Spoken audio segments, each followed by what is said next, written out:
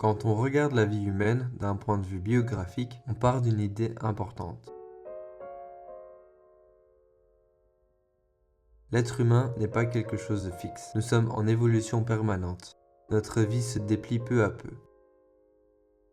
comme quelque chose qui était d'abord enroulé et qui se révèle avec le temps. Une biographie n'est donc pas seulement une succession de faits, c'est un chemin de développement. Si on applique cette idée aux relations amoureuses, une question apparaît. Quand connaît-on vraiment quelqu'un? Souvent, nous pensons connaître l'autre à partir du passé. Nous savons ce qu'il a vécu, ce que nous avons vécu ensemble, ses habitudes, son histoire. Cette connaissance est utile, mais elle reste limitée. Elle nous montre surtout ce que l'autre est devenu. Mais dans une relation, il existe aussi un autre niveau, le présent. C'est là que la vraie rencontre peut avoir lieu. Pas dans les souvenirs, mais dans l'instant où deux personnes se rencontrent vraiment, ici et maintenant.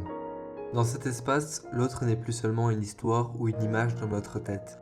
Il devient un être vivant en face de nous. La relation peut respirer. L'amour devient quelque chose de concret. Être présent l'un pour l'autre, même dans la fragilité, même dans la maladie.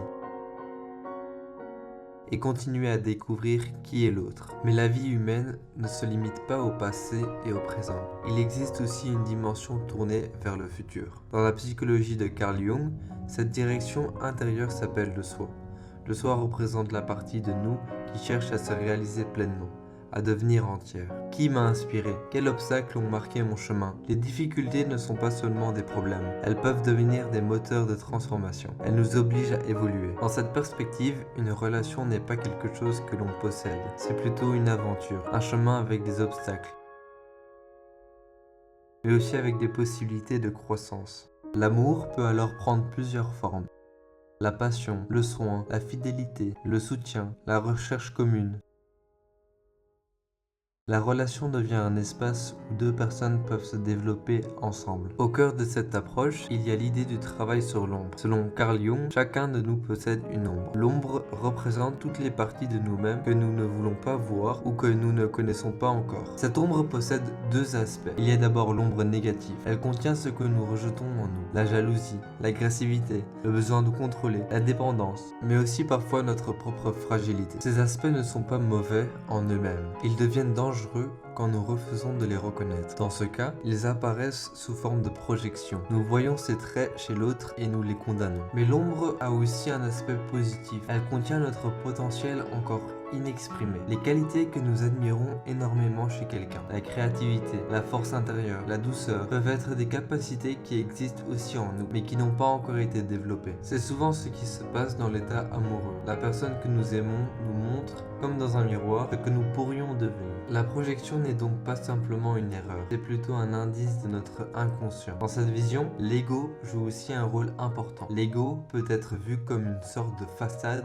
construite pour nous protéger. Il se construit souvent autour des peurs profondes, la peur de manquer ou la peur de ne pas être aimé. Pour éviter ces peurs, nous développons des stratégies. Nous essayons de contrôler l'autre, nous exigeons certaines choses ou au contraire, nous nous retirons. Dans les relations, ces mécanismes deviennent très visibles. Mais au-delà de l'ego, Jung parle aussi du soi. Le soi représente la totalité de la personne, la conscience et l'inconscient réunis. Le chemin de l'individuation consiste à rapprocher l'ego de ce soi plus profond. Cela ne se fait pas en devenant parfait, mais en faisant des choix conscients. Chaque fois que l'on choisit l'amour plutôt que l'égoïsme, la réparation plutôt que la vengeance, on renforce ce lien intérieur. Dans les relations, cela devient très concret. Par exemple, si je dis « Tu es toujours en train de vouloir contrôler », il est possible que je ne reconnaisse pas ma propre tendance à contrôler. Si je dis « Tu es tellement créatif », il est possible que ma propre créativité soit encore endormie. On trouve aussi plusieurs mécanismes pour éviter de voir certaines vérités, refouler la douleur, nier une réalité difficile ou utiliser des explications intellectuelles ou spirituelles pour éviter de ressentir ses émotions. Même la fameuse chimie amoureuse peut parfois être trompeuse. Elle peut simplement signifier que l'autre active en nous un potentiel